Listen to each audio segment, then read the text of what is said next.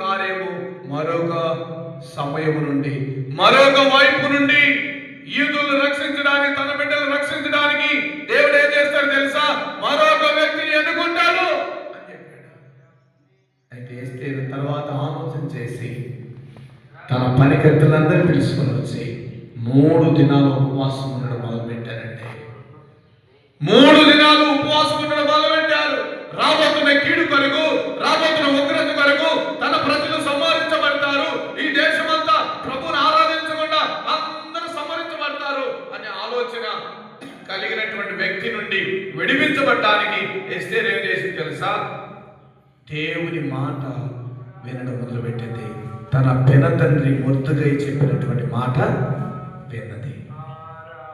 వినేం చేసిందంటే 3 దినాలు ఉపవాసం ఉండి తన కన్యకలందరూ పిలిచి, తన స్త్రీలందరూ పిలిచి ఆమె ఏం చేసింది తెలుసా? 3 దినాలు తన ప్రజలను కాపాడుకునే దానికి ఒక గొప్ప త్యాగం చేసింది. ఒక ఉన్నతమైన స్థానంలోకి ఎస్తేరును నిలబెట్టిన తర్వాత ఈమె మొదట ఆలోచన చేసింది, కానీ తర్వాత దేవుని ప్రజల గురించి ఆలోచన రావడం వలన ఆమె ఏం చేసింది తెలుసా? ఇలా రక్షించబడడానికి రాసుముద్ర వేశారు కాబట్టి అది మార్చడానికి అవకాశము లేదు. కనుక మనం ఏం చేస్తామంటే ఆ త్యాగాన్ని, ఆ ముద్రను మార్చడానికి